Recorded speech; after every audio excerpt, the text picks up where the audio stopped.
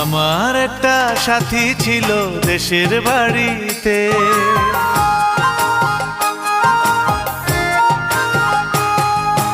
আমার একটা সাথী ছিল দেশের বাড়িতে, মিষ্টি প্রেমের লিখত চিঠি প্রতি মাসেতে। হঠাৎ একদিন খবর এলো সাথীর নাকি বিয়ে হলো আমার অজান্তে। এখন বলো দেশে যাব কার আশাতে, এখন বলো দেশে যাব কার আশাতে।